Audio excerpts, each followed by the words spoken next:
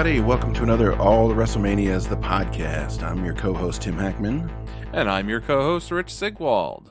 And we're happy to be back in the studio again today with you. We hope you enjoyed our most recent episode. We called it Profiles in Badassery, focusing on the Axe and the Smash, the Men of Demolition. We had a good time recording that one. Hopefully you got some enjoyment out of listening to us recount their reign of brutality and their awesome theme music that we still can't stop talking about, honestly. That may have been my favorite episode that we've recorded. It was so much fun to just read about those guys and learn about how there are two good, solid mid-carders, and they came together and became superstar talent through the roof together, and everything about them was just so great. And then getting to watch that 1989 special dedicated to them was also great. So I highly recommend taking a listen. Yeah, we're a little biased. We think all our episodes are awesome, but I enjoyed that one quite a bit too. Some of the episodes we have coming up for you, we're going to look at WrestleWar 89. Rich has a popcorn match on classical music and wrestling. That's sort of installment 2 of that series, so that'll be coming out. We had a listener request for Super Brawl 3, and I think we're also going to take a look at the Clash of the Champions, which, I think was set up specifically as kind of competition for WrestleMania. So that'll be a nice exercise in compare and contrast. And then, of course, we're going to continue with our trek through WrestleMania history, which is where we're picking up today with WrestleMania 22. But before we get to that, we actually had a item from of listener mail. We had a Facebook message from Manu. So thanks very much, Manu, for sending the question to us. It came through our Facebook page. You can just find it at All the WrestleManias. It's very easy to search and find. There's also an All the WrestleManias roundtable that we've created where you can sort of have discussions with fellow fans and get into fights if you want to, respectfully, of course. Anyway, so Manu wants to know what our Hall of Fame picks are for 2023, who we would put at the top of the list for the guys and gals that were definitely should be on their way in. Did you have any in mind, Rich, that you definitely wanted to talk about there? Well, yeah, I mean, this question came about because of us railing that Demolition is not in the WWE Hall of Fame, and they damn well deserve to be there. The 5 that I came up with was Lex Luger. Lex was an NWA champ. He was a big integral part of the Monday Night Wars. He was the first person to leave WWF to go to WCW and showed up unannounced at the very first episode of Nitro. So he's not just like a great wrestler, held titles and stuff like that, but he was also a key figure in one of the biggest times in pro wrestling.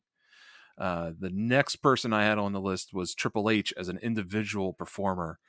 Triple H went in as a member of DX, but he probably should go in as an individual performer at this point. Even though neither one of us have been a huge fan of his work, there has to be something to be said about how long he was in WWF active and how much time he spent at the top of the card, and not just because he married the boss's daughter. Then for me, the next one, and they always do like a celebrity induction, and that celebrity to me should be Cyndi Lauper.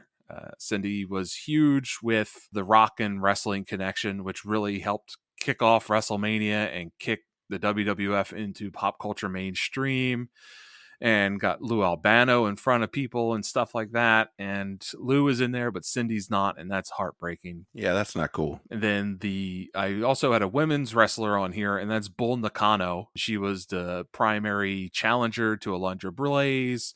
She had a long tenure in WWF, was champion, and she was also big time in other wrestling promotions, which the WWE Hall of Fame clearly now celebrates other wrestling promotions, because like we mentioned in our last episode on Demolition, there's tag teams in there that never wrestled in a WWF ring, but they're in the Hall of Fame. And then my final choice, and this podcast is a huge fan of, is Mike Rotunda / IRS. Whoop, whoop.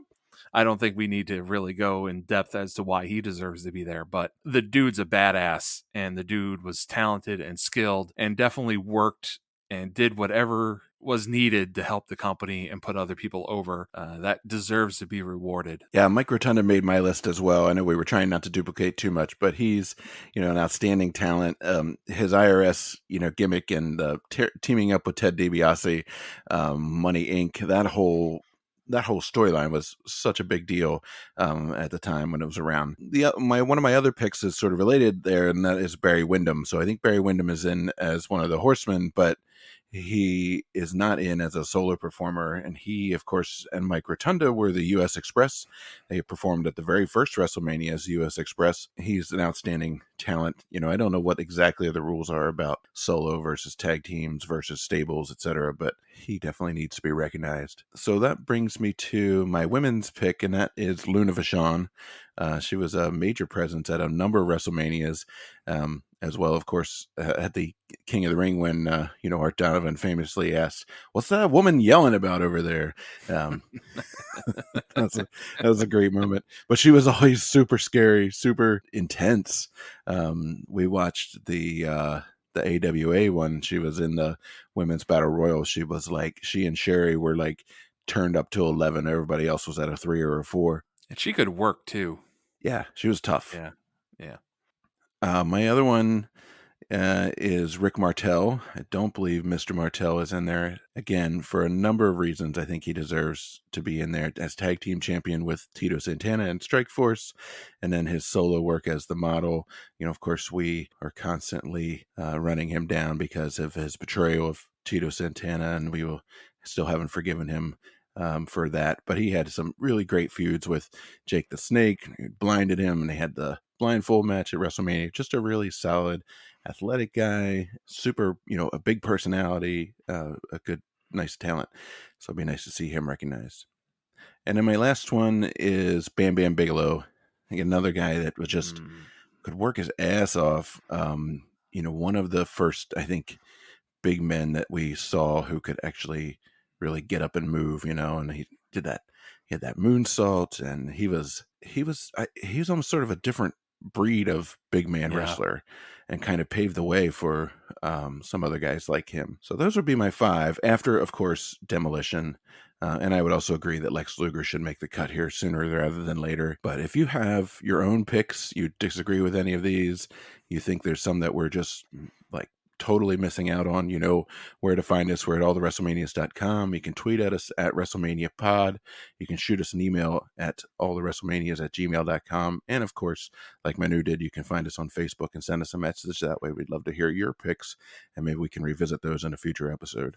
So the other wrestling thing going on is last night, that was the 29th of May, was AEW's Double or Nothing pay-per-view from Las Vegas.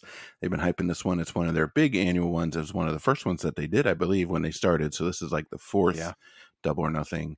The main event was Adam Hangman Page against CM Punk, and that was widely anticipated, I think. I know. So Rich didn't watch it. Nope. He did catch up on the results. I'm poor. I'm not gonna. I'm poor, and I have a small child. I'm not paying $50 for a pay-per-view that I'm gonna get to watch like an hour of, maybe. Yeah. And so it's really expensive, and it's super fucking long. It started at 7 with pre-show stuff, and there was one match in that pre-show bit, and then so I started it last night, and then I couldn't make it. I think I made maybe 3 or 4 matches before I fell asleep. But I will say that I really liked the conclusion of the Wardlow MJF thing. I know we've heard some stuff about MJF and his contract and being cranky with Tony, and I'm not entirely sure what's happening there or what's going to happen there. I'm pretty certain that was all the work of him. Like, I hope. I have this feeling that Tony Khan is actually going to end up being in a storyline here soon with MJF. It just feels like that's about to happen, because who's MJF going to really pick on? Like, he just had his valet of 3 years break up, and we've had the conclusion of that whole feud. You got to put him in either a belt run, or he needs to be openly fighting with the owner of the company, and Tony Khan needs to become a character on screen. Yeah, I mean, I think that it makes sense probably in terms of where else are they going to go? I don't know that anybody really wants to see Tony Khan on screen. He is super uncomfortable on camera. No, I think what they need to do in AEW, and I think this is something that Jim Cornette has said, and I agree with him. Not that like I'm on the same level as Jim Cornette, but I think it's a really great idea that they need a figurehead for the company to be on screen, kind of like how Jack Tunney was quote unquote president of the WWF, and how like Raw and SmackDown used to have general managers and stuff like that. There needs to be someone there that like people can like go to vent their frustrations and like get match and set the matches and stuff like that, and not just Tony Khan signing the contract for a match to happen at the pay-per-view or something, but they need like someone that can come out with mic skills, interfere with things, mess with things, tinker with things, and be like the face of the company. Yeah, I would love that. I was really hoping they would go that direction with William Regal when he came out. Of course, he's sort of gotten tied up in this Blackpool Fight Club bullshit, but there's still time. Maybe he can get sick and tired of those guys and pull back and become more of another figure. Or maybe, who else? Who else is kicking around that could fill in that role? I'm sure there's some older guys. I mean, Tully Blanchard is free now. Yeah, the Big Show's not really doing anything. He's No. on he's on the YouTube show. Yeah, that'd be interesting too. But I would want to get someone with really good mic skills. I mean, Teddy Long's probably floating around out there somewhere too. You bring him in, and Look he here, can. player. The Undertaker. Wait, I can't Yeah, call him no. here. I can't. Yeah, that would be cool. Yeah. The matches. So I liked that MJF thing. I really liked Thunder Rosa's big match for the belt. I love Serena Deeb. Yeah, they're both so good. It was a great match. There's a few awkward moments, but they do a lot of really good back and forth kind of technical stuff. That one's worth watching. And then the main event, which of course again Hangman versus CM Punk. I don't really like the way that one ended. I feel like it kind of boxes them into some stuff that I think if they had gone a different direction, that they would have a few more options. Yeah, they could have dragged that feud out to November to their next. I think is when their normal next big pay per view is, and Full Gear. I think they could have dragged this feud out for that. They could have had like Hangman turn fully heel and get disqualified to keep the belt, and CM Punk feels like he's been screwed over because that's always CM Punk's thing anyway, that he's been screwed over, and just keep building that tension. That's my biggest complaint with the AEW, is that they just don't build tension, and they always just resolve things the next week and move yeah, on. Yeah, they blow everything off almost immediately. Versus, we get into this WrestleMania 22 card. There's a angle on here of the one with, let's see, Mickey James and Trish Stratus that was running for like, I looked it up, it ran for like 9 months or something like that on Raw. Yeah. Which is insane if you think about it in terms of today's wrestling. They just don't do that anymore. I mean, WWE does, but that's because nothing ever happens on WWE. It's just the same like 6 people fighting each other over and over again. Yeah, I legitimately thought they were going to go with the Hangman gets down and dirty and gets himself disqualified, and then is a full on heel. But we'll see where they go. And reunites with the Young Bucks. That's what you do. That's what you do, right? I don't Oh I don't know. Get the Young Bucks, like get the people to back off on their go away heat by putting Hangman with them again, because people just want the Young Bucks to go away. yeah, I certainly do. Anyway, all right. So that's all the latest and greatest. I guess we should probably get to WrestleMania 22. Well, I have one more gripe Uh oh. about Yeah. it. Fire away. My only gripe, but we don't need to discuss it, is like, why do you have 2 heels win the Owen Hart tournaments? Yeah. And then stand up there like to get everybody's applause. With the beloved widow of one of the most beloved wrestlers of all time. It didn't make any fucking sense. You destroy all of their heat by doing that. Are you going to turn Adam Cole and Britt Baker face off of this? Or are they just going to go back as if none of this ever happened?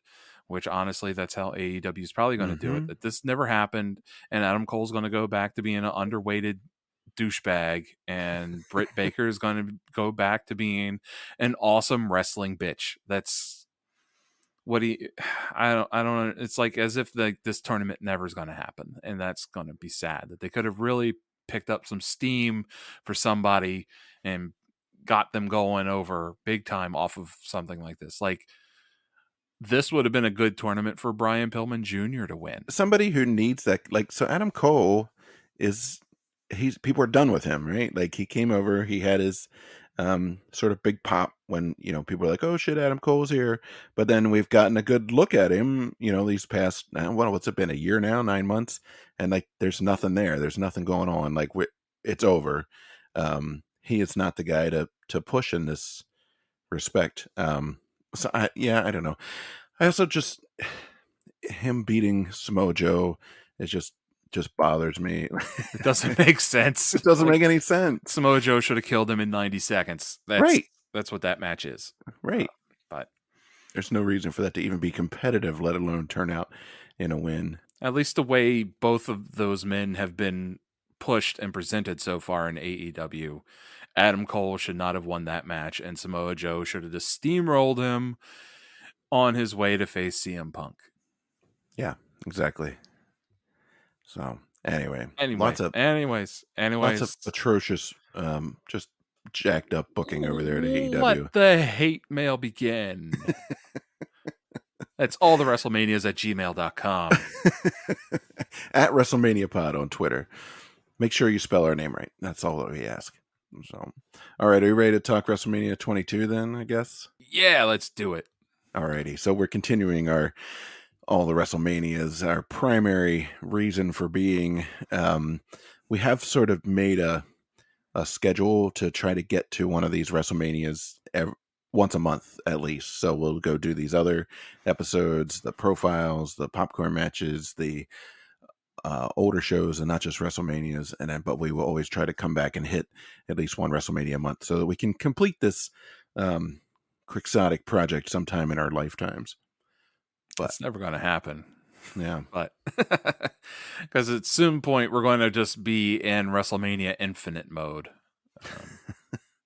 At some point WrestleMania is going to be a whole week.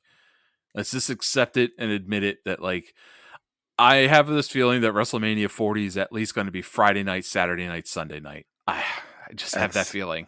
Yeah, I mean, and somehow The Rock is going to fight on every night. You heard it here first. All right. Oh, you know what they could do? Friday night could be the young kid from Young Rock who plays the young Dewey. And then Saturday night could be the, college football age Rock actor. And then Sunday night could be the real Rock. Huh? Yeah, that's a good plan. That's a good plan. Yeah. I like this. Anyway. So this is April 2nd, 2006. I have no idea where I was that year, which is much like this year. It was held at the Allstate Arena in Rosemont, Illinois, formerly the Rosemont Horizon, which is one of the 3 sites of WrestleMania 2, if you remember back that far. And the tagline for this one is Big Time, which basically means that they get to say and play the same lines, the same 4 lines of Peter Gabriel's song every chance they get. Which is the official anthem of this WrestleMania. I thought that was a very interesting choice of them to, like, because, I mean, we've had all these early 2000s new metal bands, Saliva and stuff like that, and now we have Peter Gabriel. It's an interesting maneuver. On an album from 1990, what, 4? Something like that, yeah.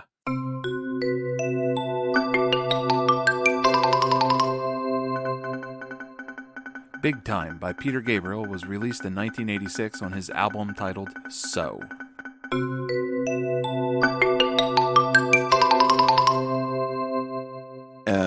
Anyway, attendance for this one was 17,155. Had about 975,000 pay-per-view buys, so that's actually down a little bit. That's sub 1 million. So we're coming down over previous years, and I think we kind of see maybe in this WrestleMania maybe why some of that interest was waning. Runtime on this bad boy is 3 hours and 53 minutes. It's really goddamn long. And of course, on commentary, we've got Jim Ross and Jerry Lawler for the Raw matches, and Michael goddamn Cole and Taz for the SmackDown matches. There was a big difference in the presentation of this WrestleMania. I don't know if you picked up on like how it was being presented. So it felt more like they were really trying to present this as like the Super Bowl kind of thing. Like they're talking to the audience on TV as if they're not weekly viewers of WWE programming. And then like they're talking about various WrestleMania records being set and stuff like that. And then there's like the opening song is back. Michelle Williams is singing America the Beautiful, and she does a great job. And then we got like footage of Ric Flair and people with the troops. There's a very awkward video of Ric Flair strutting like with a soldier, which is kind of amusing. Oh, so just as the opening of this podcast has been stretched out, the opening of this show has been stretched out. This WrestleMania, it takes 12 minutes to get from "We're live in Chicago" to the bell ringing for the first match. Yeah, I counted. It takes 6 minutes to even get to the initial bounce of stadium fireworks. So all the all the cards and all the blah blah Yeah. blah, and then you find like even just to get to the goddamn fireworks. The other thing I picked up on this one is that they say Raw and SmackDown present WrestleMania 22, and that I don't know if that was a first, but that is very noticeable this time. And that I caught the same thing you did, that video package starting up the whole thing really kind of leans heavily into nostalgia. And one of the last images they show is Eddie Guerrero, who had died the previous November. So this is the first WrestleMania since he had passed. So he gets a huge pop every time his name is said, or every time somebody does a move in his honor, or every time his face shows up on the video. So This Chicago crowd is hot. oh, They so are hot. they might be my favorite crowd that we've encountered in this podcast and all the wrestling that we've been watching. This crowd is amazing. They're so into it, and they're more of a modern day crowd to where they're cheering for the guys they like, whether they're heel or face. And the announcers even have to acknowledge that weird things are happening with the crowd's enthusiasm. They don't know where the crowd loyalty lies and stuff like that. And it's really great. And it gets really obvious as we get towards the end of this card. And oh, they're so fired up and they're so into everything. It is really great. I don't know who they had as a warm up act, but boy, they did a great job. It probably wasn't Peter Gabriel, but No.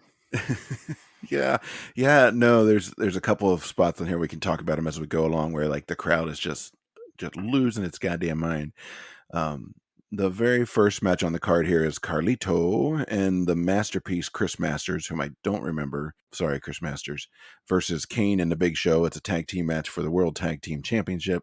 Kane and the Big Show, of course, hold the titles because who the hell is going to beat those two monsters ever, right? They could still be tag champions if they wanted to. Yeah. Back in the day, there's no shoot wrestlers they could call in to take the belts off of them. So Yeah, what are you going to do? they could be like 16-year tag champions right now. You have to hit both guys with a truck to take the belts off of them. Did you catch that Carlito is billed from the Caribbean? The whole sea. That's not a country. That's not a thing. Nope. Yeah, I mean, he's from Puerto Rico. His dad was Carlos Colon, right? Yeah, he was a super famous Puerto Rican wrestler. So this match just made me like realize again that they don't know what to do with Kane if he's not fighting the Undertaker. So let's make him tag champ with the Big Show and just do it. There's not a whole lot. I mean, there's a lot of like big guy moves here, right? There's Big Show laid some serious chops on Masters. Oh my god! And JR says Masters' pecs are being assaulted. I don't know what Big Show did to piss off Chris Masters, but holy shit, he's just like quote the Jim Ross, skillet-sized hands slamming into his chest at full speed. It's incredible. This is actually probably one of my favorite Big Show matches that we've seen in this, because while he's a bit out of shape still, he's really settling into understanding playing the role of a giant in this match and just like throwing his weight around, crushing people's chests, and just being a general big ass person that people can't deal with. which is great. He also does this kind of impressive lift of Carlito and dumps him crotch first onto the top rope, and then he like jerks the rope up and down like and makes Yeah. Carlito bounce around like he's in a friggin' bouncy castle at a kid's birthday party, but on his crotch. Yeah. At one point, Carlito gets tossed out of the ring, and Big Show reaches over to the top rope and grabs Carlito by his hair and lifts him all the way back into the ring from the Sweet floor. Jesus. Yeah. Yeah. It's fun. Yeah. So this is the first point to where like the announcing is starting trying to treat this like a Super Bowl legitimate sporting event, and the announcers announced that this is the first traditional tag championship defense match since WrestleMania 15. Oh wow. That it's not like a fatal 3-way or fatal 4-way tag match or a tag battle royal or anything like that. It's just two tag teams wrestling for the tag championship. Hmm. Interesting. On the other hand, this card is full of gimmick matches, and Yeah. like some ridiculous number out of 11 matches are gimmicks or hardcore matches of some variety. But at least this one's straight, and it's relatively short, so that's good.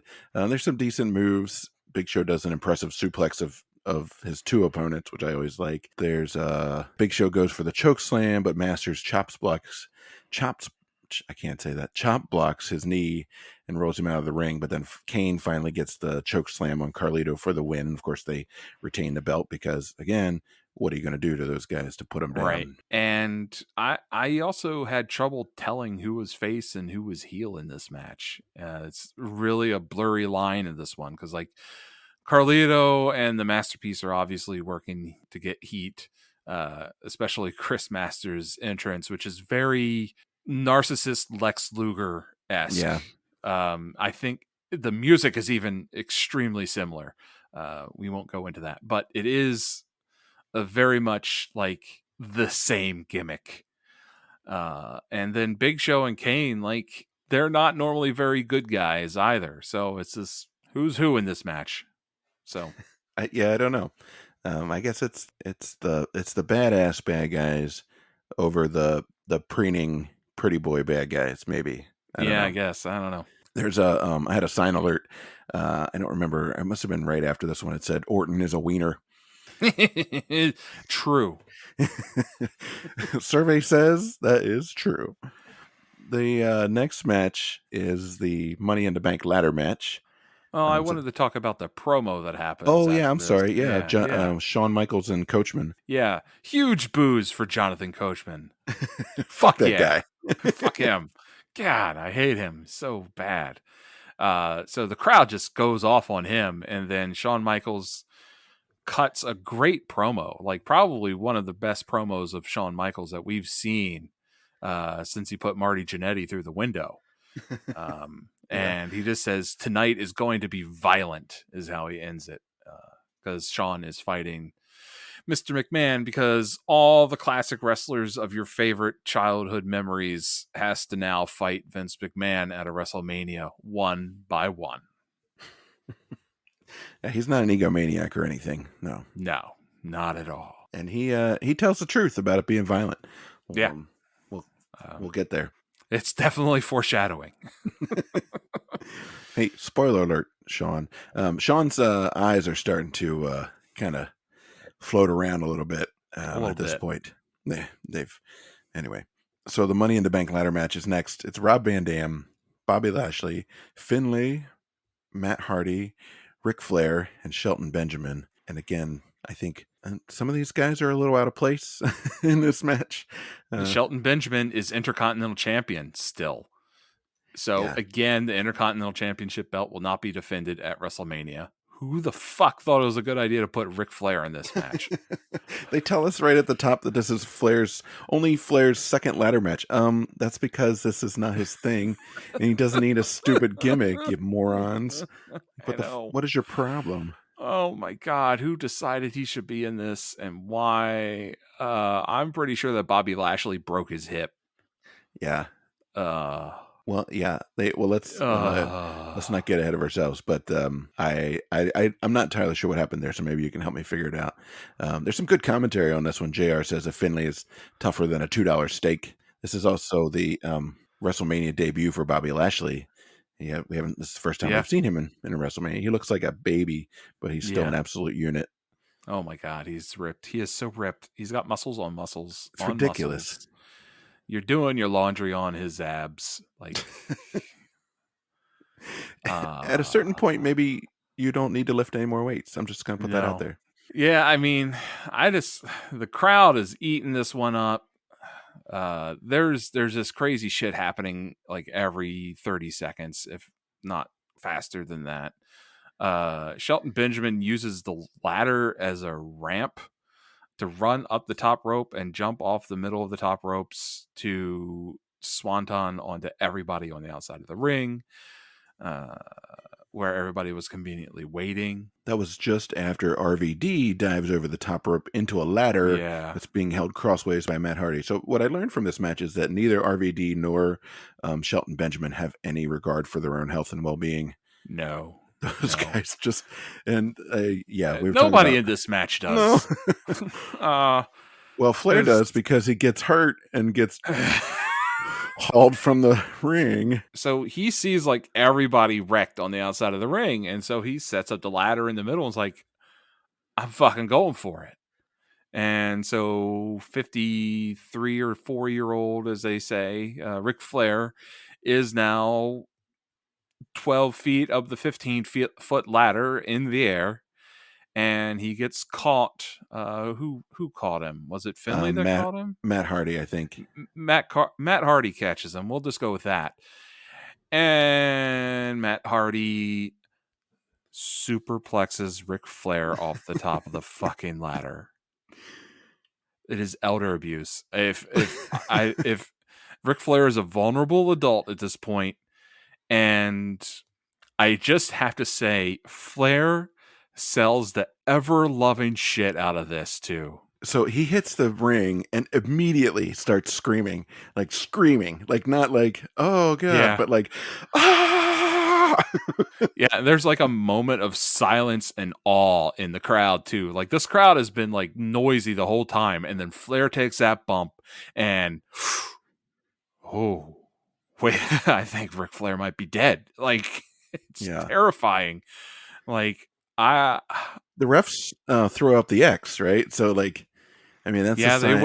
they wave out people to come out and help Yeah. Flair out of the ring. And like he's screaming the whole time. Meanwhile, the other people are beating the shit out of each other. It is It's insane. chaos. Yeah, it's chaos. RVD does a flip and lands on the ladder on his stomach with his full weight. It takes 3 guys to powerbomb Bobby off the ladder. Let's see what else happens. Everything about it is Ric Flair comes nuts. back. Right. So Ric Flair, like several minutes later, comes hobbling back down the ramp. And like the thing is that like he's selling like a weird leg injury, but you can see in the replay that his legs never hit the mat. So it's a work. And he's hobbling down to the ring, and he gets in the ring and just starts laying the meanest Ric Flair chops you ever seen in your life in the Fit Finley. It just, and then everyone eats a chop. They come after him, and they all eat chops too. And the crowd is losing everything. Like they can't control themselves. Like Ric Flair just came back after a superplex from the top of the ladder and is now beating everybody. Like you get the sense that Ric Flair might actually win. Well, and if we also have gotten to the point here where every time Flair chops somebody, you get a woo, which I always appreciated. So he finally gets brained with Finley's shillelagh, and that's not code. He has an actual club. And Flair just drops off the ladder like a sack of Idaho potatoes. Hey, callback. There's a bunch of people slamming ladders into each other. Bobby lays the Dominator on Shelton, which Taz points out Ron Simmons used to use as his finisher. So that one was pretty cool. Jesus Christ. Bobby's climbing up the ladder. RVD jumps off the turnbuckle, puts a chair under his feet like a skateboard, and kicks Lashley with it, who sort of falls off kind of half-assed wise. Jesus Christ. Matt Hardy gives Finley a side effect off of the ladder. That's sort of like a side, whatever you call it, slam. There's a big old splash from RVD onto Finley from the very top. We get some EC dub chants. There's, I don't know who actually. Oh, RVD gets the RVD finally just finally. oh god. RVD makes it to the top and gets the suitcase. And he's bleeding from the mouth, probably because he's liquefied his organs on one of those splashes. Like there's just nothing in there but a bag of goo. Yeah, it's internal bleeding for sure. So I usually don't like this kind of thing, like this sort of spot monkey stuff. But this one is so insane that I actually ended up enjoying it, in spite of myself. Yeah, same. I mean, because sometimes those spots just seem like they set up and wait for them too much, and that I don't like that. I like the continuous flow and continuity in a match. That's really what gets the engine revving for me. So Yeah, and they did a really good job here. I think between the yeah, what is that, six guys, 5, 6, they managed to kind of keep everything moving. I think mostly so that the crowd doesn't like hyperventilate and pass out. They go to the Hall of Fame class next.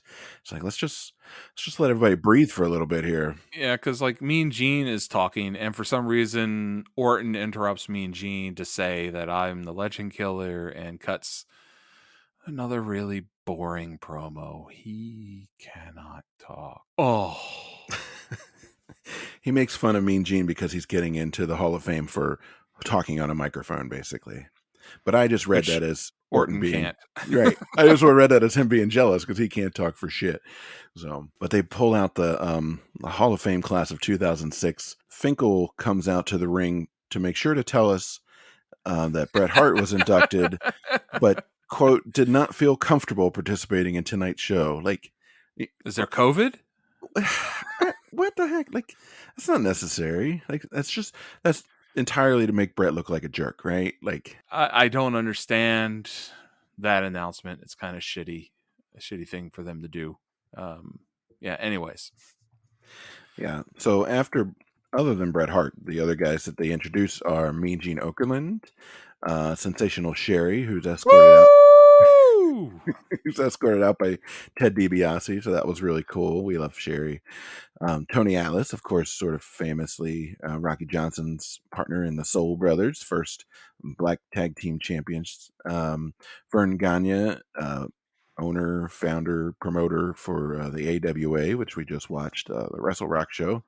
For the Celebrity Wing, William the Refrigerator Perry, formerly of the Chicago Bears and one of the not Royal Rumbles. It was one of the Battle Royals at a Was WrestleMania, that I think. the WrestleMania 2, the Yeah. NFL versus Superstars Battle Royal? Yes. Yes. The Blackjacks, Blackjack Mulligan and Blackjack Lanza. And then the last one that they introduce is Eddie Guerrero, who's obviously sort of the fan favorite here, kind of the emotional highlight. Again, he had just passed away in November. He was inducted by his best buddy, Chris Benoit, and then he's represented on the show here by Vicky Guerrero, and Chavo Guerrero is there as well. There's And this is the start of Vicky Guerrero being on camera and doing oh, things too. hard pass.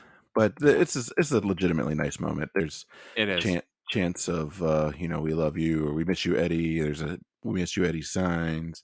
There's some tears. It's legitimately sort of moving. Yeah, yeah. After like they put Vern Gagne in just as a "we beat you" kind of, now you're in our Hall of Fame kind of Yeah. kind of flex, and like whatever the hell was happening with the Bret Hart thing there. Yeah. At this point now, we're 47 minutes into WrestleMania 22, and we've had 2 matches. And we're 48 minutes into this podcast, and we've only talked about 2 matches as well. So look at that.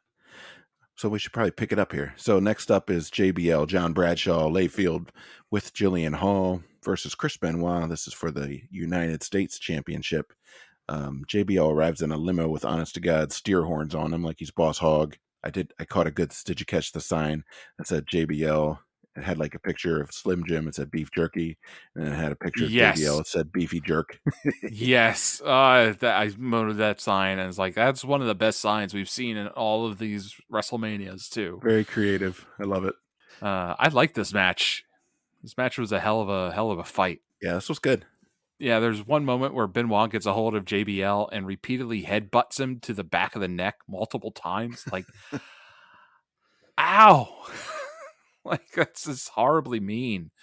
And then there's the slaps to JBL's chest, and JBL is selling them great, but they sound like fucking gunshots through that arena, and it's just amazing. JBL then answers back with a haymaker that, like, I'm not sure was even real. Like, it might. I think that thing actually connected because, like, the way Benoit dropped and stuff. Like, if it didn't really hit and really like stun and knock down Benoit sold it the best ever. Like, it reminded me of that punch that we saw at the Wrestle Rock with Zabisco and Ledoux hitting Zabisco on the chin, and Zabisco dropping like the sack of potatoes from Idaho. Uh, Yeah. and then JBL actually does some Eddie Guerrero moves, and like Eddie Guerrero's like shoulder shimmy taunt thing, and gets some serious fucking heat from that crowd. I was like, ooh, I don't know about that, but Yeah. like Maybe it's not a pro good idea. wrestling. This is what they do. This is what they do in pro wrestling. That's how they do it. If the person didn't die in the ring, then they're fair game in the Yeah. culture, you know. So also, this is another one of those moments where the announcing kind of pulls back and does like a like moment in WrestleMania kind of thing, like the Super Bowl announcing. Michael Cole says only 5 matches in WrestleMania history to this point had been won by submission, Hmm. and that had felt weird. But I went back and fact checked him, and he's right. Damn it. So the first one was WrestleMania 6, where Rick Martel beats Coco Beware with a Boston Crab. WrestleMania 9, where Bret Hart beats Bob Backlund in the I Quit match. WrestleMania 13, where Bret Hart beats Stone Cold in the sharpshooter, where he passes out beautifully, you know. WrestleMania 20, Chris Benoit beats Triple H and Shawn Michaels with a crossface. And then WrestleMania 21, Kurt Angle beats Shawn Michaels with the ankle lock. Wow. So yeah, Michael Cole told the truth to us for once. Nice research. Good job. Yeah. Yeah. This is the first time I've spotted the sign that says "It's still real to me." Damn it, um, which I love, and I also Yeah. think it's appropriate for a Chris Benoit match because, as we've talked about, he just beats people up. He's still a absolute beast. JBL's looking a little puffy here, I gotta say. There's some really good technical stuff here, back and forth. Yeah. Benoit gets a good pop for doing the three amigos, sort of the 3 Yeah. suplexes in a row, which was Eddie Guerrero's move. He does that giant flying headbutt from the top, which I'm still not really sure how that's an offensive move, but whatever. No, I don't know how that works. I mean, Bam Bam Bigelow did it too, and it still confuses me. Taz Taz calls it a suicide headbutt, which just made me say yikes. Right. Whew, yeah.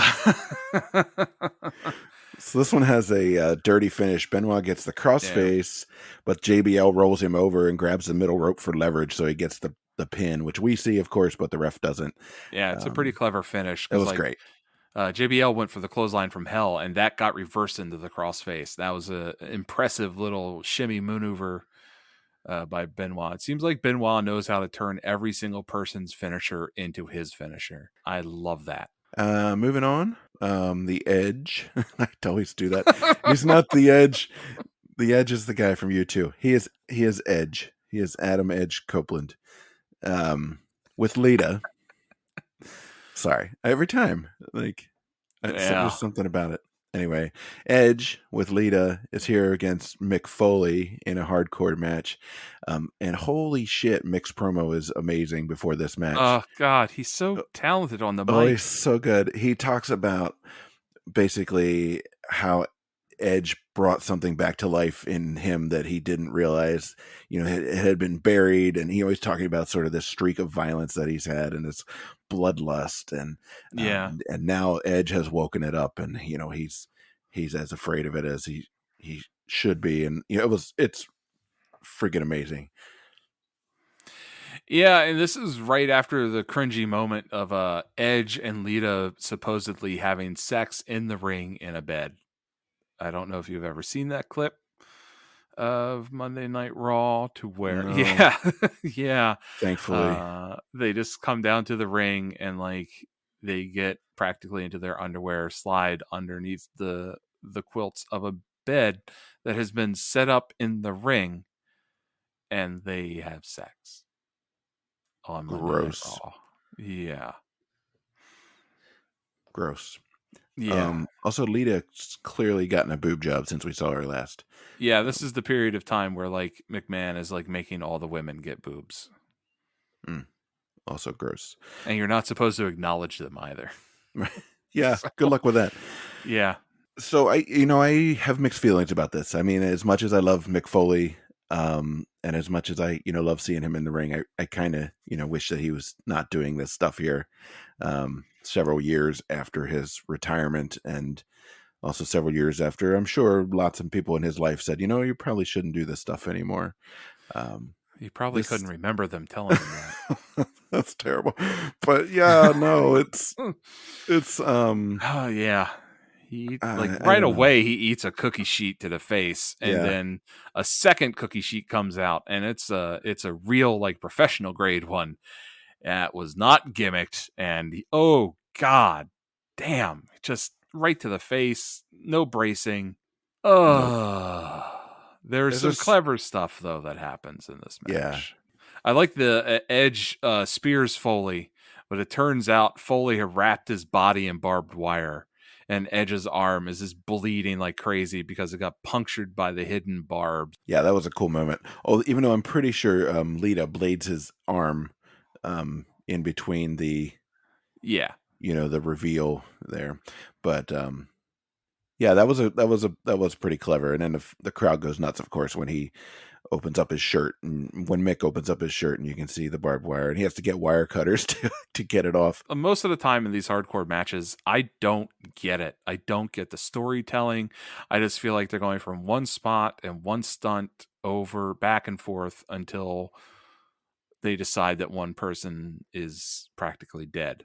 But this match, I felt like they actually did do some storytelling in it, and that's frequent with the Mick Foley ones. Like I think that's why people actually like get drawn to the Mick Foley hardcore matches, and it's not just because of the holy shit, stupid, crazy shit he does, but it's he somehow finds a way to weave a story into it. And yeah, this match, there's some really good storytelling in it. Like there's a moment where Lita jumps on Foley's back and like a crazy man, instead of just like charging into the corner to try and get Lita off his back, he throws himself at Edge and takes all three of them over the top rope.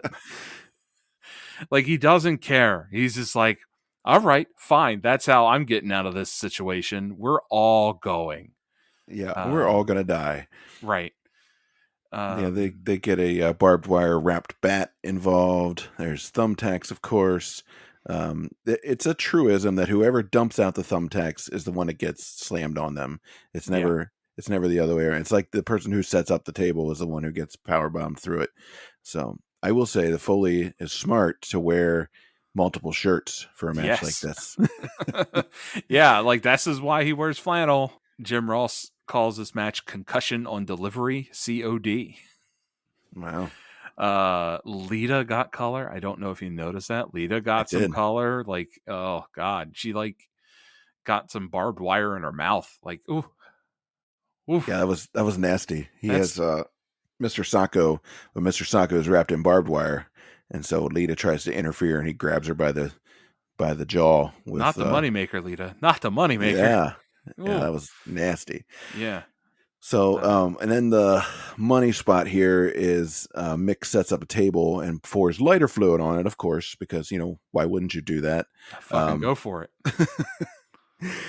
but Lita smacks him with the bat right in the balls, and then Edge spears him off the apron and through the flaming table, which is horrifying as it sounds. So Mick loses, but he gets a absolutely triumphant Foley chant after the match, and he's making his way up, well, limping his way up the ramp and just gushing blood everywhere, and the And this crowd, is yeah, this is really where the storytelling kicks in. Like Edge won this match, but he looks fucking terrified. Like he had just like he didn't know that that's what was coming at him, and that Foley was gonna bring it at him even at this time in his career. That this is the level you're getting from Mick Foley. So like he saw the streak, the violent streak that Foley was talking about, and like he's like shaking and like panicked leaving the ring. And Mick Foley is just like laying there in his own blood, reveling in the crowd cheering for him. And he's just like so happy. And then he's celebrating on the way up the ramp. Like, oh, this is so good. He lost, but it didn't matter because he beat the shit out of Edge. That's all that really matters at the end of the day. Is Right. make the other guy suffer, make him feel on the outside the way you feel on the inside. So Exactly. yeah, That's the mankind Freudian thing. So, exactly. Well, yeah. and it's like Mick said at the top in his promo about, this, if you mess around, this is what you're going to awaken, and then you're not going to like what you have to deal with. So No. if you gaze into the abyss gazes also into you. Moving on. I hate this. I hate this. All of this next part. Do we have to talk about it? I mean, the only thing that we should mention is that Gold Dust is dressed like Oprah, and they call him Oprah Dust. Yes. Okay. It's a very P.T. Barnum-esque one of us. We're freaks, you're a freak too, kind of thing with Booker T and like And Queen Charmel. It's an intergender handicap match. They are backstage. They're freaked out because they're going to have to wrestle the Boogeyman, who is a guy named Martin Wright, who came up through OVW and Tough Enough. He actually looks like an absolute unit. And like he looks like he could probably do some stuff, but he's just got this awful supernatural gimmick. If you say his name, like the Candyman, he appears. He eats worms, like big piles of worms. He leaves yeah. worms in his opponents' mouths after he's beat them. Everything about it is gross. I really wanted to fast forward through this, but I decided not to because I'm dedicated to the craft of this podcast. Um, I did fast forward. I'm sorry. yeah, I understand. I get it. So the Boogeyman story with Tough Enough is actually really interesting. I don't know how much you read about it. So he auditions and gets into the first season of Tough Enough, and they're right about to start filming. And suddenly he has to admit that he's 40 years old, and that's too old to be a participant on Tough Enough. And so he gets disqualified from the show immediately before it even airs. But then they send him to OVW to train him because they like him. Oh wow. Yeah. Why are they putting Booker T in this? I don't know. Damn. Like, and then he puts Boogeyman over. He's a company player, even. Like, he is doing everything you want him to do. And he's stuck in this mid card bullshit with Goldust dressing like Oprah and a man eating worms, shoving worms in Charmel's face. Like that There's a moment did kind of make me laugh where like the Boogeyman kisses her with his worm mouth and she's all covered in worms. It kind of made me chuckle, but like, because she sold it like amazing. I mean, I guess you don't have to work that hard when someone with a mouthful of earthworms kisses you to be grossed out. But it is kind of an interesting moment. But the thing was is that I was really, really liking this WrestleMania up to this point. I was like thinking that this could be a 5 or very close to a 5, and then this happened. Yeah, it's really terrible. It's over the top, sort of comedic. Booker is doing this sort of like wide-eyed, superstitious, maybe a little bit even sort of racially inflected, kind of like It's it's not almost Birth of a Nation esque. it's not good. It's not good. So, and it's gross. I don't want to see anybody eat worms or put worms on anybody's mouth or kiss people with worms on them. I don't want to see it. It's gross. It makes me fast forward. It makes me hate your show. Next match, please. Yes. Next match. Mickey James versus Trish Stratus for the WWE Women's Championship. So the story here is that Mickey has come up, WWE as Trish's biggest fan, but then it sort of quickly takes a single white female kind of turn where she becomes increasingly obsessed with Trish. She kidnaps somebody. She keeps kissing her every chance she gets. It's a little bit offensive. It's sort of like the whole I don't know, the it's sort of like the LGBT identity or community is like sick and deranged. You know what I mean? Like it's I Yeah, don't I like. get it. This is one of the 3 storylines that they always use with women. Yeah. It's always super obsessed fangirl to the point of homoeroticism, because every female storyline at this time in WWF ends in homoeroticism and lesbianism. It just does. Yeah. And what is really sad is that all of that overshadows what is actually a really good wrestling match. This is possibly the best Trish Stratus match that we've seen. It's our first Mickey James match. I think it might be our only, and Mickey James looks great in this. She does a great job working, and the crowd is actually realizing how good Mickey James is during this match, and they turn on Trish Stratus in this match. It's incredible. There was already no pop for Trish coming out. It was dead silent. And then Mickey James comes out and she's putting on a clinic on how to work and how to sell and stuff, and the crowd gets behind her. And then by the end of this match, Trish is being booed by the crowd. Yeah. That was an interesting flip.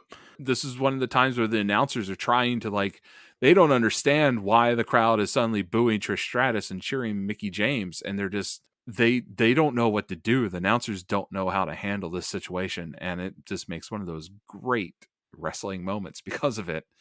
And Mickey lands a tremendous roundhouse kick to knock Trish out and for the win, and we have a new women's champion. I really like this match, but everything surrounding it is it's total shit show and terrible. Yeah, it's gross. There's also lots of psycho signs all around the ring, so we're stigmatizing mental illness too. So that's cool. At one point, Lawler says, "Oh, at one time Mark Chapman was a huge John Lennon fan." So obviously, we're setting it up for Mickey James as the obsessed fan who could kill Trish because she's just that into her.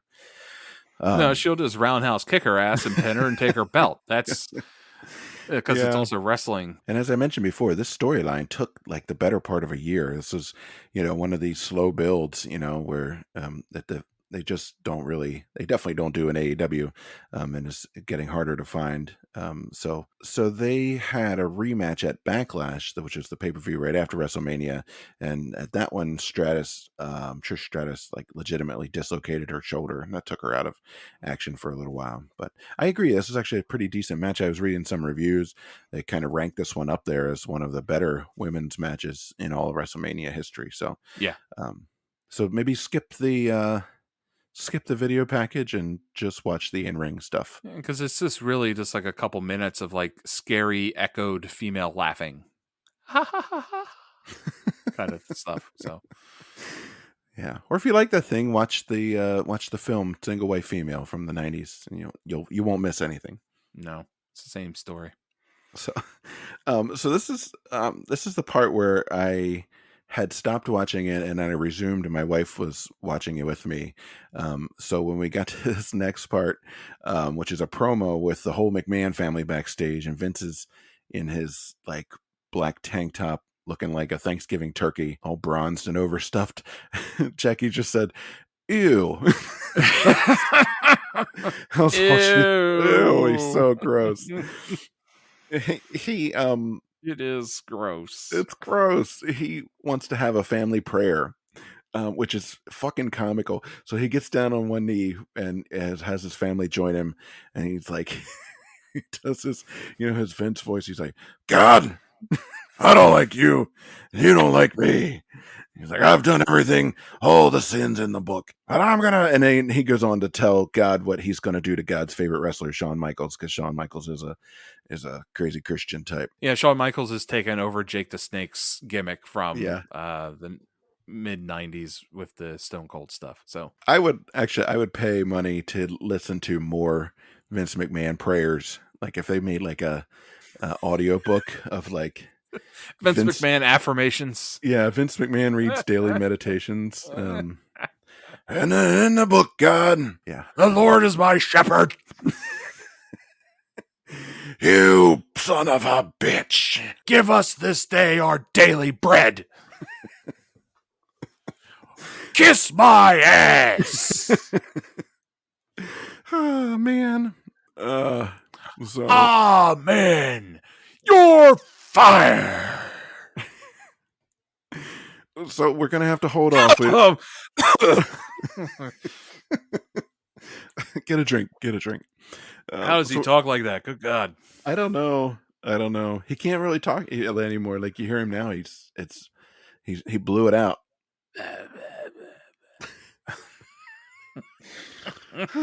So the next match is not the Vince McMahon match. We have to get through the Undertaker versus Mark Henry in a casket match next. Okay, so the first part here is the Druids with the torches bringing the casket down to the Casket ring. has its own entrance The music. casket has its own entrance because the show's not long enough, and the entire fucking time Cole will not stop talking. Like all he has to do is like No. just let that moment breathe. Let the druids come down, let the music play, and he's just talking and talking and talking and talking. I'm like, Jesus fucking Christ, will you shut up? Like it was awful. Like I don't know. I mean, I know he's awful all the time, but it was especially awful for that moment. Yeah, he's saying stuff that should have been a video package before the match if they're going to do one too. It's Right. just like you let that happen and then you just go, the mystique and the power of the Undertaker is overwhelming and scary. And then let things happen. This If you have to go on and on about how mysterious and scary something is, it's not all that mysterious and scary. no, because if you have enough about it to talk about like that, it's not that mysterious. Yeah. So we do get a sign alert. It says casket size XXXXXXL, presumably for Mark Henry. So that's a little bit rude. Do they not remember Yokozuna? Do they not remember Yokozuna? He fit in a regular Yokozuna. casket. That was not a regular casket. That was a specially made casket. Like half of the gimmick of the setup to the Yokozuna Undertaker casket match were promos of the Undertaker building the casket special for Oh, right. Yokozuna. Right. Like and like they did the same thing with the Kamala casket match too, I believe. So this match was bad. I'm sorry. Yeah. It Don't was apologize to bad. me. I'm not the Undertaker fan. That's you. I don't know. I like Mark Henry, even though he's been there forever at this point, and this is his first actual like WrestleMania in ring match. Underwhelming. Yeah. Undertaker, also underwhelming. Taz does say soup bones though. Soup bone hands. Undertaker appears to be going to the same tanning salon as Vince, because he is also an unnatural shade of orange. Yeah, I know. There's You're not a whole dead. lot. You should not be tan. You are No, dead. You are the dead man. Do not tan. I don't know. There's two moments here that I wrote. Mark gets picked up off the ropes, and the Undertaker like picks him up off the ropes and then walks a couple of steps and power bombs him. I mean, basically, he just kind of lets him fall. Like it's They're not. like, But he last righted him. It's like, no, that yeah, wasn't no, that yeah, wasn't good. that was just gravity. And then Undertaker also dives over the top rope over the casket and just about kills himself on the floor. That was just really dumb, not necessary. Thank God Mark Henry caught him because that was going to be the end of the Undertaker for real. Yeah. The only thing that I noted was that Mark Henry did really do some great facials, especially during the entrance. He did the whole "I'm not scared." Maybe I am kind of scared, kind of looks, and then like once like Undertaker wasn't like really giving into his moves, and then the Undertaker tombstoned Mark Henry. Holy shit! Like Yeah. that is oh my god, that's a big man. He made it look easy too. Yeah, and then flip him around and boom, tombstone. My God. And then the end of this thing goes on for freaking ever. The Undertaker's in the ring posing and the music, and it just goes on and on and on and on. And I had to fast forward. It would not wrap up. All right, are we ready for this no holds barred match? Shawn, God's champion, Michaels versus Mr. McMahon with Shane McMahon in his corner. It's a no holds barred match. So Vince has been making people kiss his ass, attacking Hogan with a chair, generally being a jerk of a boss. He's been going at this now since what? When did the stuff with Austin start? Like 99, 98? It pretty much starts with the screw job, right? Like Yeah, the right. Brett screwed Brett is the Right. start of Mr. McMahon. Yeah. And it's interesting that we bring that up because actually a lot of the Brett screw job is part of the storyline of this match too. Right. That was interesting to me. And uh yeah, like the story for this match is actually interesting. It's not like as shallow as the Hulk Hogan one where you need to figure out who invented WrestleMania or and who created Hulkamania and stuff. There's actual some depth here, and they're going into like the history of the business and the two between them, and adding some revisionist history to it. But it is kind of an interesting story, and I'm also wondering if that is the reason why Brett was uncomfortable with appearing at this, because the screw job is being tied into one of the major storylines of this WrestleMania. Hmm. Yeah, that's interesting. That's a good observation. There's actually a fan sign near the end here that says "You both screwed Brett." Did you catch that one? Yeah, that was Um, good. That's a good sign. and yeah, so here's the two men. In theory, the two architects of that whole thing in the ring together. Um, but now all of a sudden, Sean is the man of the people, and he's here to correct the offenses of Vince. So I mean, I think this is supposed to be catharsis, basically, right? Like it's supposed to be just Yeah. this underneath guy just beating the shit out of the evil monster boss. JR describes him as Satan-like and morally corrupt on the commentary. Yeah, and it's pretty hilarious because King is telling him to like you're supposed to be unbiased, you're supposed to be nonpartisan, and Yeah, and JR's like, kiss my ass on this nonpartisan. I want him to kick his ass. It's so good. yeah, yeah. It's interesting. He also is kind of weaving in like sort of the mythology of Vince and the WWE too. He says Yeah. the battling boss of the WWE. He's taken on the U.S. government. He's taken on the media giant Ted Turner. Like he's sort of like casting Vince in this sort of epic or mythic mold. He's done all these amazing things. Yeah, it's interesting that during this match with the whole thing is that like JR does a little bit of the storytelling, but like King is actually doing more of the commentary and play by play during this match. I thought that was a really interesting turnaround because like the King doesn't know what to do because I mean it's an interesting spot. McMahon is the super heel, and Lawler is supposed to be more of a heel commentator, but even him is pissed at McMahon. So McMahon's got no friends in this match, and so Lawler's just kind of quiet and like calling the moves and the shots, and JR's is like fucking blowing off steam the whole time. Yeah, because on Raw and stuff, leading up to this, he had humiliated JR as well, making JR kiss his ass as well. And it's a little hard to Yeah, maintain your neutrality in that kind of situation. yeah, and I mean, again, this is a hardcore match because Vince doesn't know how to work. And that's what you do when someone doesn't know how to work, is that you just put them in something where you can hit each other with frying pans and kendo sticks.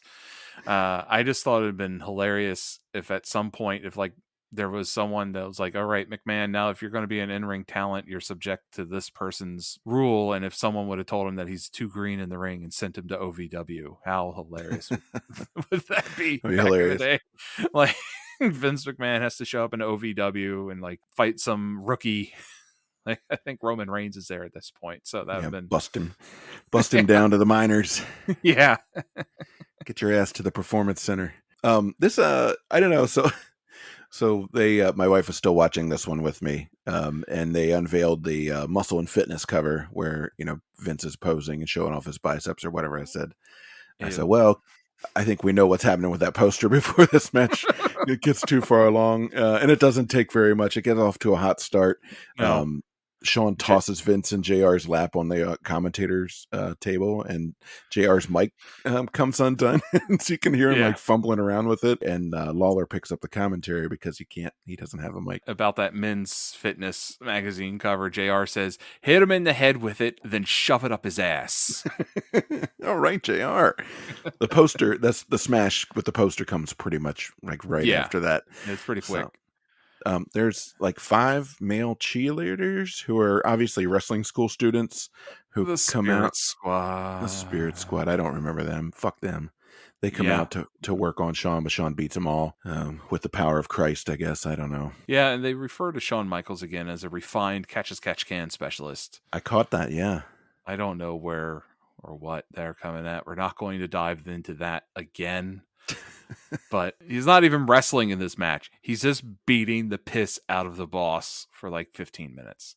So Yeah. let's not try and call anything technical here. So I get that they're going for the catharsis here, right? And like, but this goes on way too long and gets Yeah. like way too involved. Vince starts bleeding relatively early on, like while the Spirit Squad is out there. Actually, Vince Yeah. comes back and he's clearly cut himself, and he just proceeds to bleed gratuitously from the top of his head. Man eats a real chair shot. Yeah, he does. Oh my God. He should have joined that class action suit against WWE for head injury. He should have sued himself. I can't believe you made me do that. Yeah, that was a good one. And he eats the edge of the ladder too to his head too, and Yeah. that's when he gets color. It either happened the hard way, or he had already sliced himself once and it just wasn't going, and then he used the ladder shot to really get the blood pumping. Yeah, because when he hits the mat after that, you can see like he leaves like a pool of blood from the top of his head. Yeah, There's a moment before that where Shane interferes and smacks Shawn with the kendo stick, and so Vince has a little bit of the upper hand, and immediately he starts to take his pants down so that Shawn can kiss his ass, and so that Shane can force Shawn to kiss his ass. I'm like, that is not a thing that a normal person does. Like, he's like doing a little shimmy, and he's like got this big goofy shit-eating grin on his face. And again, my wife just said ooh, and then of course, as you would expect, Shawn reverses it and shoves Shane's face into his dad's butthole, because this is what passes for entertainment in yeah, 2006. yeah. And I don't know. Yeah, and Shane gets handcuffed to the ring at some point and has to watch his dad get beat up. Let's just get to the two spots here that are great. The two phenomenal Okay. spots. Shawn puts Vince in a trash can, lays him on a table, then jumps from the top of a ladder onto the trash can with Vince on the table. EMTs have to come down, supposedly, and Shawn won't let them get to Yeah, I McMahon. like that part. And then McMahon eats a super, super stiff super kick right to the chin. 1, 2, 3. Hooray.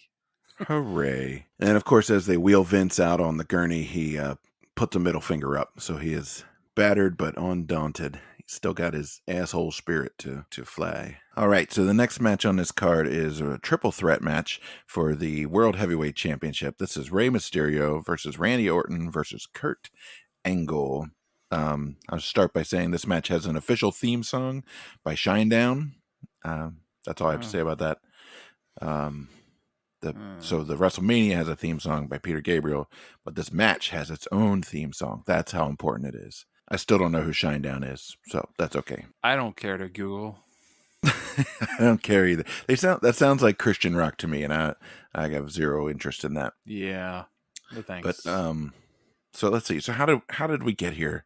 That's the great question. Rey Mysterio beat Randy Orton to win the Royal Rumble, and then Randy starts some shit with Rey. He says that Eddie Guerrero is actually in hell, which is pretty harsh as far as criticisms of your dead friends go. That's a stiff jab. That's yeah, there's a lot of edginess with this whole card. With things like that, whether they're using the Montreal Screwjob, or this is yet another reference to Eddie to garner cheap heat. I don't like it. I think it's cheap, and it's more reason why I don't like Randy Orton. Yeah, it's a little bit gross. Teddy Long sets up the triple threat playa, so that's how we know it's going to be good. Ray gets a performance by POD for his entrance. That song was a banger. That was a pretty good song. Yeah, that's his theme song. So I got a kick out. He comes out on the ramp and he just walks away. He's just like, where's it going? And he ends up on the stage in like an Aztec warrior headdress, but he's only up there for like 10 seconds and he just kind of stands there and then he comes back down. There's a sign alert that says Randy likes a 3-way with men. It's pretty good. Sick burn, bro. This is And then another point where I'm going to point out that the WWE telegraphs finishes very much so in their entrances. yeah. Ray is the only one with a live band. I wonder who's going to win. Yeah. There's mixed reactions for Angle as always. There's cheers, but there's also still a sizable "You suck" chant. It's interesting. Both he and John Cena, I think, have the sort of similar thing where the audience is always like split 50-50 for them, which is fascinating. It's a little bit different. Like Cena, they're booing Cena because they're tired of Cena already. They're like they've had Cena shoved down their damn throats. Like Cena's almost like the Lex Express kind of back in early 90s where they like turned Lex Luger into all-American Lex Luger and put him on a goddamn bus and drove him across the country like a politician, forcing everybody to love him. And while they didn't do that with Cena, they certainly like force you to watch him nonstop, and they constantly like don't care if he's getting bad heat or not. He's going to be a good guy because he's making that money for them. So it's a little different. Angle, I think, is more of a he's an asshole, but damn, he's talented. I can't help but to like him, but his character is an asshole, and so I have to boo him at the same time, kind of thing. Yeah, and I think we've talked about, how much we sort of missed out on how great Kurt Angle was because he was so good at being an asshole, so good at being a heel. You would sort of like watch him begrudgingly, you don't quite realize just how amazing he is in the ring. So, but I'm excited about this one actually. I mean, I don't like Randy Orton, but I do like Rey Mysterio, and we love Kurt Angle. And I say this actually ends up being one of the better triple threat matches I've seen. And not usually a fan. They usually end up with one guy kind of playing possum while the other two have a match, and then they just switch, right? But I felt like this one had a lot of energy. They really keep the momentum going, and there's no real similar to the ladder match. There's not like a whole lot of like kind of people hanging out waiting for the next spot. No. But I mean, Orton does kind of feel like a third wheel in this match to me, just because you have the spectacular work of Angle and the spectacular flippy dippy, like super fast paced, super clean movements from Rey Mysterio. And then you just have Orton, like who's just like he's just kind of a stand there pretty boy kind of thing. So I just felt like Orton didn't really add anything to this match at all. Yeah, I agree. This could have been a really solid match, maybe an all-timer between Ray and Kurt if they had just let him have it straight. So, Yeah. so Orton looks like he's wrestling a kindergartner every time he's in there with Ray, which is something you have to get used to. Yeah, it's really hard to get used to how small Rey Mysterio is. Yeah, they do this kind of cool move where they sort of like chain Germans. They do like a chain German suplex, like Kurt German's Randy, who's holding on to Ray, and so and Yeah. so Randy kind of like tosses Ray like up and over his head. It's like, Yeah, it's quite a spectacular like double German suplex, I guess. Like yeah, Jesus Christ, Kurt Angle is just throwing everybody around kind of moment, and it's probably one of the highlights of the match. My biggest issue with this whole match was the rules of it. So it's a triple threat match. You can't have disqualifications and countouts in a triple threat match. But there's rope breaks, and the ref stops Orton from getting a chair. It's technically a no holds barred match, and you have these things happening, and it's just kind of a so like what would have happened if he counted until 5 while holding the ropes? The ref can't disqualify him. What happens if Orton hits somebody with a chair? The ref can't disqualify him for it. So it's inconsistent with that kind of stuff for me, and that bothers me. Yeah, that's a good point. They're sort of like they're recognizing the rules just sort of by rote, right? Like, there's a few good spots. Kurt catches a 619 and like converts it into an ankle lock. Yeah. Similar to Chris Benoit, he's able to like take any move from the other guy and flip it around into one of his things. Ray had a bit of a botch. He tried to do a really cool Oh yeah, 619, but using the ring post as a pivot. And he doesn't, his hands aren't big enough to hold onto the ring post. And you just kind of see him fly off into the sunset for a moment. And then he gets up and he uses the ropes and lands it. And, he makes a great save of it, but it was kind of like, oh, that's going to be, kind of moment. It's like, oh Yeah, he shit, he's going definitely. for it. Yeah, And then, he definitely slips off there. And I'll give Angle credit. He actually like stayed in the right spot then, so that Ray could kind of come back up and kick him in the head or whatever he did, yeah, to sort of recover it. yeah. So Ray reverses a slam and sort of arm drags Kurt out of the ring, and then nails the 619 on Orton. I don't know, so when people are wrestling, they never fall on the ropes in that way, except when they're wrestling Rey Mysterio. I don't know what, something in the HVAC system or something in the water, like they just cause them to fall on that middle rope with their arms draped over it, all the time. It's funny you mentioned that because I just finished watching the Stone Cold sessions with Cody Rhodes, and one, Cody Rhodes is completely insufferable and arrogant through the entire damn thing. He keeps looking at the camera and like talking to the camera instead of talking to Stone Cold, and it's really unnerving. Like, is there a third person in the studio that he's starting to talk to or something? Dusty. Yeah, He's talking to his father. It's going to make him cry. yeah, he sees the Jedi blue ghost of Dusty Rhodes in the corner, and he's talking to him. But no, so he mentions wrestling Rey Mysterio in like a triple threat match at some point. And before the match, Rey just tells him, "Do not put your weight on that rope. Do not lean your weight on that middle rope when you're in the position for the 619." And Cody didn't understand that at some point they put too much weight on that middle rope, and the ropes were too far apart for Rey Mysterio to grab them. And so he went flying out of the ring when he tried to do the move. Oh, wow. So yeah, it's actually an interesting thing how like the wrestlers need to land convincingly on that middle rope, but they need to keep all their weight on their knees and not on the actual rope to support themselves. Otherwise, the ropes are too far apart for small little Mysterio to hold on to land the move. I just think it's really heartwarming how he can make this career happen with his diminutive stature. It's pretty spectacular that he's able to make quite a career fighting these guys that are like 2 and 3 times his size. And it's mainly just because he's so damn fast and so clean with his moves that I'd imagine a lot of them actually had a hard time working with him because of how good he was, not because of how small he was. Yeah, he's incredible. There's a shot of Ray's kids in the audience after his win. Did you see that? I did. It was super cute. So Dominic would have been 9 at the time, but he's like 4 or 5, so he's always had a baby face apparently, and his daughter is there too, and his wife. That was really adorable. And then Taz, of course, has to throw in that the late great Eddie Guerrero was looking down on Ray, so I guess he's not in hell after all, like Randy Orton said. So moving quite a few steps down, next up is the Tori Wilson versus Candice Michelle Playboy pillow fight match. So this is one of those things, like with Vince pulling down his pants, all the time.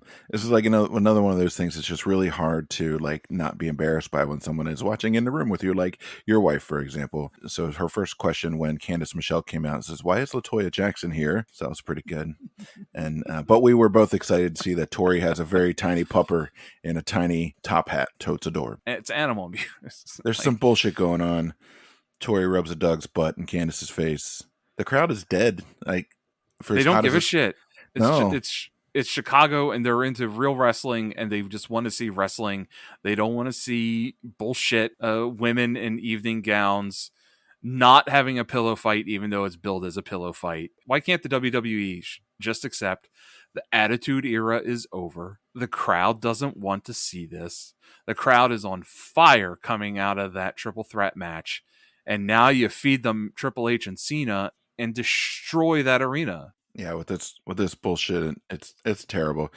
Tori wins, America loses, nobody cares. I wrote down at least that the dog is okay. We see him at the end. He's lost his little top hat, but otherwise he seems to be doing okay. I literally have 2 bullet points. The first one is shoot me, and the second one is blank. Okay. It's what the fast forward button was made for. But this main event is not. This is a great main event. We've got John Cena versus Triple H for the WWE Championship match. They start with a little press conference. I fast forwarded that, though I don't care. But they're, as you noted earlier, they're clearly sort of trying to set this up as like the Super Bowl of wrestling, right? So they're trying to lean into this is real sports. We do press conferences, see? And then we get to these entrances, and they are magical. That's... So Triple H is now calling himself the King of Kings. He's Jesus Christ, everybody. Jesus Christ. And Hmm. he shows up in a weird Game of Thrones looking Viking shit throne thing with an oversized sledgehammer, Gallagher hammer next to him in the props. And he has two different Motorhead themes. One Motorhead song plays for him rising in the throne to the stage. It's actually a song I think called King of Kings by Motorhead. And then next is The Game by Motorhead. And that's when he actually finally strolls to the ring. It's really stupid. I laughed so hard when he first comes up on that throne. So I think it seems to be like a callback to, like a Conan the King, Conan the Destroyer kind of thing. And, he's got these like big furry robes, and he's got like the world's cheesiest crown that he got from Spirit Halloween. Everything has an iron cross on it because, again, he's a Nazi memorabilia enthusiast, I guess, just like Lemmy. And so the thing that really sold it to me, though, was like he's sitting there in his Conan throne with his robes and his giant, obviously made of foam, warhammer, but in his right hand he's holding a little plastic water bottle. like, like they couldn't have even like put it in like a cheesy tankard or something for him, like you know Bring what I me mean? my deer park. The Park of Deers. Oh, it's so funny. um I don't know if John Cena's package was better or worse. So it starts with this like grainy black and white footage, and it's really obnoxious.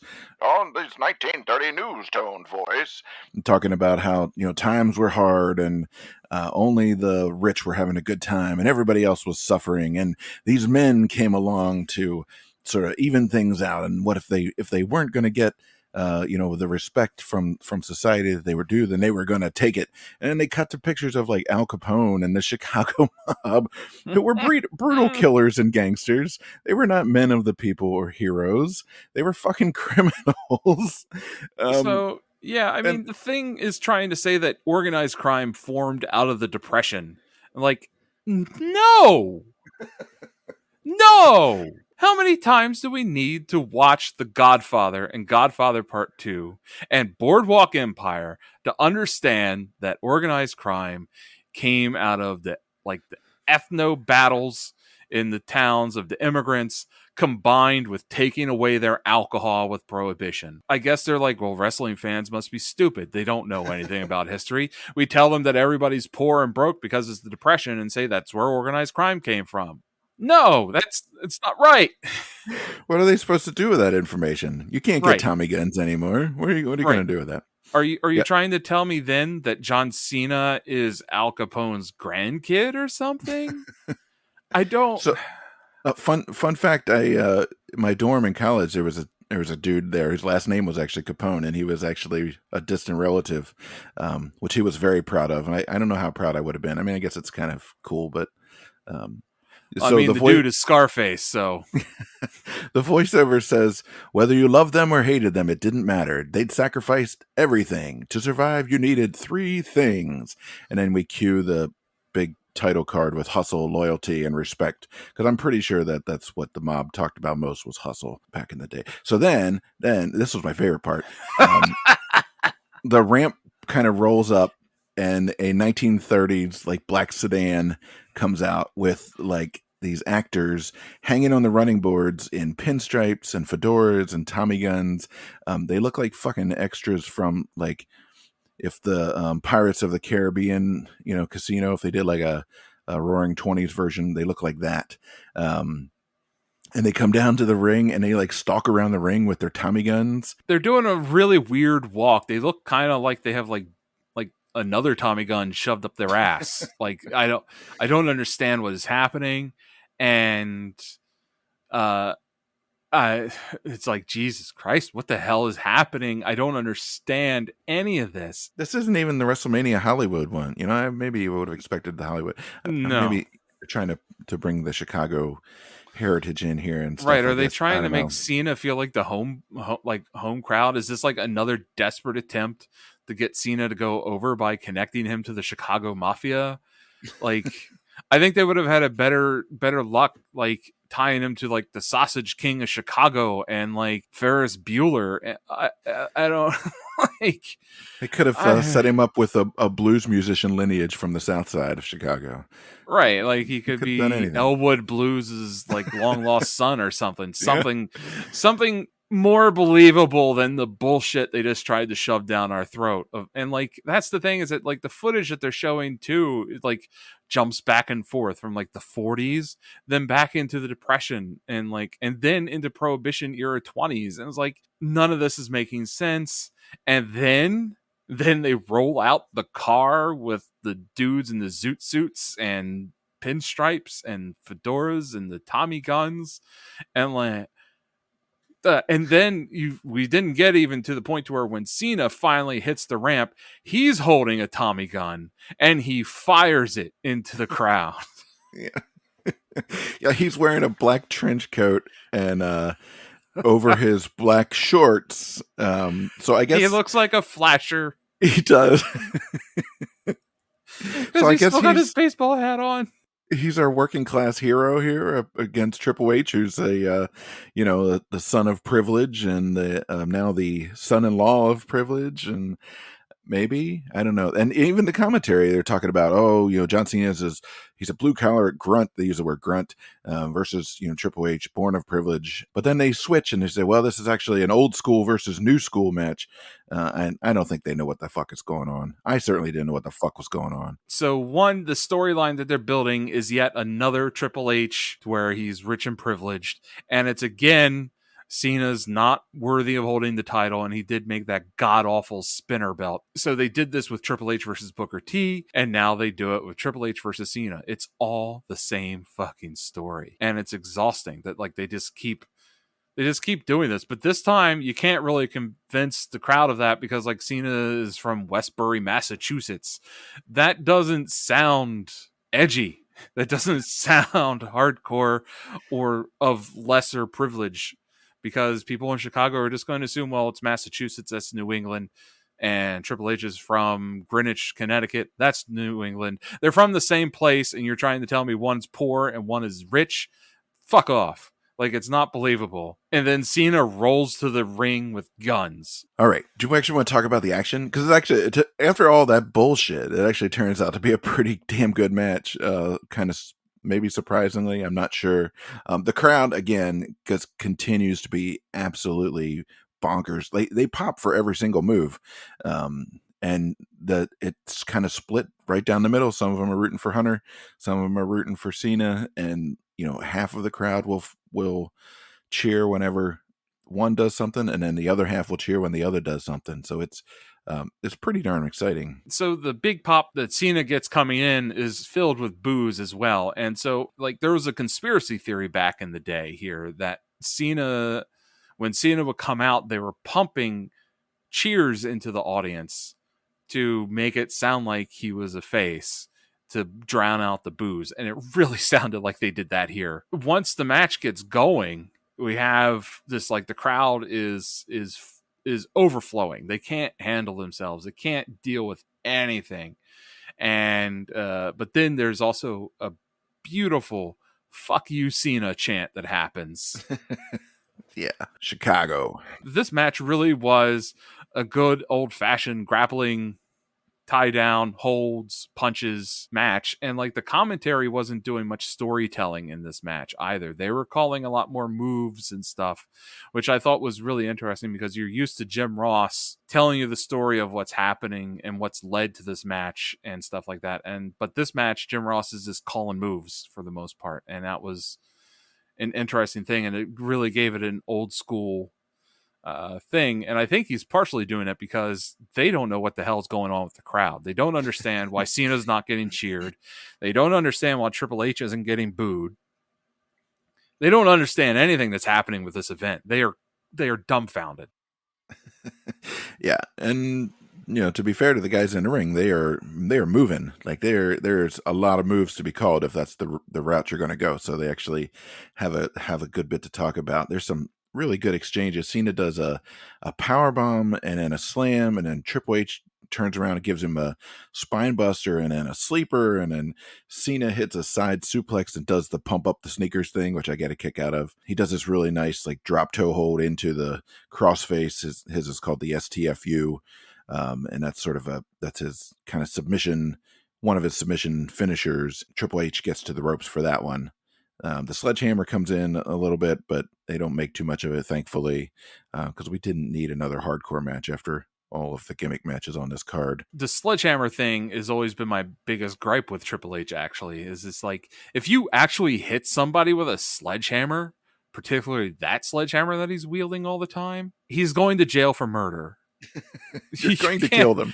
You're going to kill somebody with that. You're going to smash in their face. You're going to crush the bones in their legs and hands and arms. So it's not believable whatsoever that you're using that sledgehammer as a weapon to assist you. I can get behind a steel chair, a cookie sheet, hell, even a baseball bat. But a goddamn sledgehammer? Are you aware of the damage that sledgehammer can do to somebody? It doesn't make sense. It's not a good weapon. It's not a good prop for you. It also has no bearing on his gimmick, right? So, I don't know. It's dumb. My only real gripe with this match was that it didn't seem like one person would be in control and then the next person would be in control. It felt more like they were just constantly like at a neutral point through the whole match. And that's not kind of what I enjoy. I enjoy a bit more of the needle being swung back and forth instead of the needle just sitting in the middle until someone wins. Again, Triple H's pedigree takes too damn long to set up, and he paid for it at least. He got back body dropped off of it. There's an old school arm check. Yes. To, like the ref is like slapping his arm, and then there's the one arm, the two arm, and then Triple H's arm goes stiff on the third and is shaking. The Hulk up. He hulks up out of it a little bit, but Triple H eventually taps. I thought that was a great finish. I did not expect that. It was a really great finish. I didn't expect that to be the finish either. And that was really enjoyable, and I liked it quite a bit. Yeah, he gives that old school hand drop thing. 1, 2, the Hawk up. He goes for the ropes one more time. He's reaching. He's almost there. You're absolutely sure he's going to get it and pull this out, and then he taps. I was legitimately shocked. That was a really incredible finish. All right, so that brings us to the end of WrestleMania 22 from 2006. We want to run down our superlatives and give this thing a rating? Sure. I mean, my best match was Cena versus Triple H. I thought that was the best actual wrestling match of the night. It wasn't gimmicked, despite its gimmicked opening.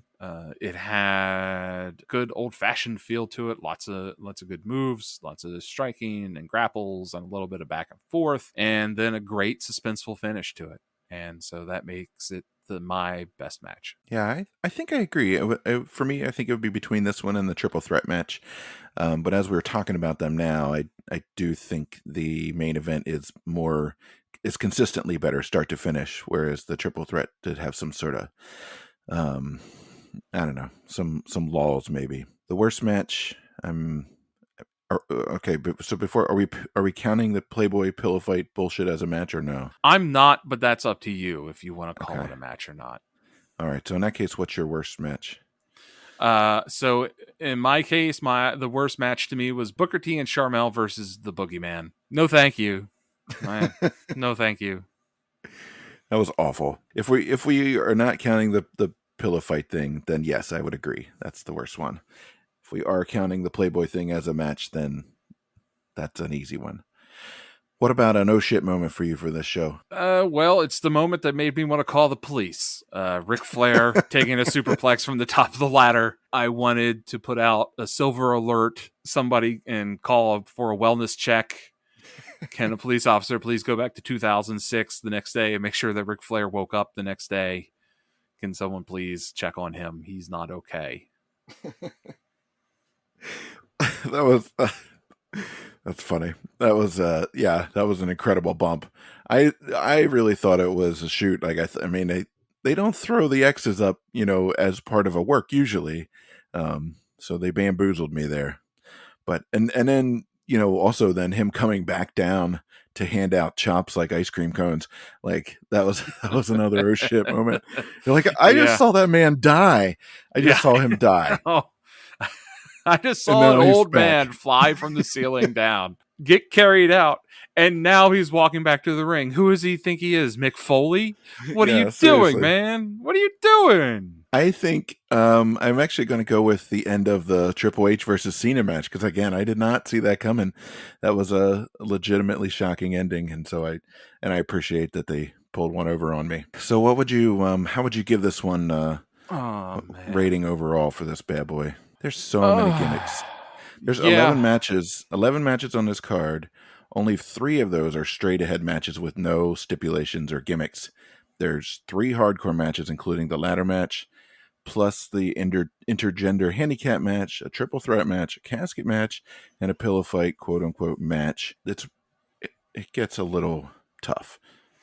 Yeah, so like that hurts it for sure. But then when you go back and you look at the non-gimmicked matches and you look at Triple H versus Cena, that was a good match. Trish Stratus versus Mickey James straight up was a good match. The hardcore match of Mick Foley versus Edge, there was some amazing storytelling in that match, and one of those moments to where like he might have won the match, he did not win that mentally, and he's terrified and scarred for the rest of his life kind of moments that you don't normally see.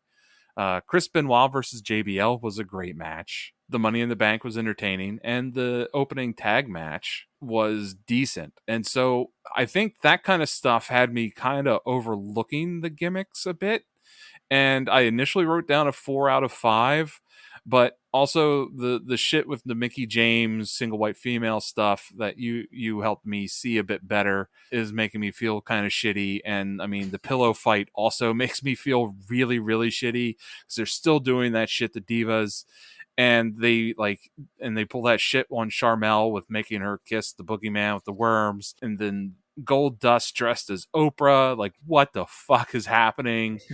The whole like freak show thing. I'm going to throw it out there that I am a fan of Howard Stern, and and the Whack Pack is very entertaining, but it's not. He doesn't exploit them. If anything, they exploit Howard for a lot of things. But I feel like the WWE is like kind of like PT Barnuming this shit and like exploiting things like that, and exploiting women, and exploiting different personality issues and stuff like that. Case in point, Eugene. And they're still showing it here, and so I think that actually bumps down my initial 4 out of 5 rating for this WrestleMania, probably down to about a 3. I think it's going to sit in the mid card range here for me. Yeah, I think that's a good rating. I had initially written down 3.5, and for a lot of the reasons that there's some stuff here that again really good work, really talented people, and then there's just some stuff that's really stupid and embarrassing and honestly indefensible. And it's the kind of stuff that makes certain people really turn off to wrestling, And like I feel like the best stuff could probably be seen and enjoyed by a large majority of the people, but it's the fact that you have to sit through some of this other stuff that makes them be like, yeah, I'm good. I'm not a wrestling person, I don't need a guy eating a pile of worms and making a woman eat a pile of worms and that sort of thing. So, but I feel you there. I feel like my wife would probably start to enjoy watching wrestling if you didn't need to see that kind of bullshit happening. Like, she's a sensitive person and a bit of an empath. And so if she sees someone being exploited like that, especially how they exploit the women, it's going to make her not want to watch. And as much as I would like my wife to also watch wrestling with me, I understand that it's just going to hurt her and upset her. And like I wouldn't want her to have to like watch that Playboy pillow fight. yeah, yeah, Like, that's well, it not was, really wrestling, hon. Like, I yeah. how can I tell her that, well, that's not really wrestling? But like, if we turn on Raw and SmackDown during this era, that shit's happening every week. Like, we talked about Edge and Lita having sex in the ring on Monday Night Raw. Doesn't need to be that way, and they don't need to do that. And I mean, the fans get a little bit of humor out of it, but I think you, I don't know.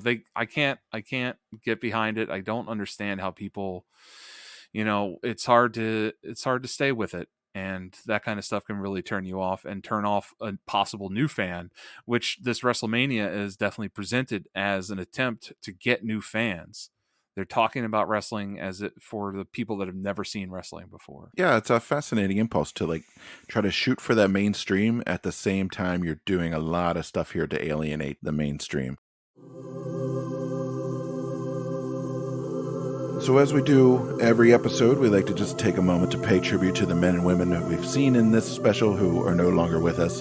So our in memoriam section for WrestleMania 22 include Viscera, aka Mabel. He's in a dark match, a battle royal that we actually don't see on the Peacock. Same for Road Warrior Animal. He's in a dark match from the battle royal. Howard Finkel, Mean Gene Okerlund, Vern Gagne, Sensational Sherry Martel, Blackjack Mulligan, Blackjack Lanza, William Refrigerator Perry, Eddie Guerrero, who's seen in his posthumous Hall of Fame induction, and Chris Benoit.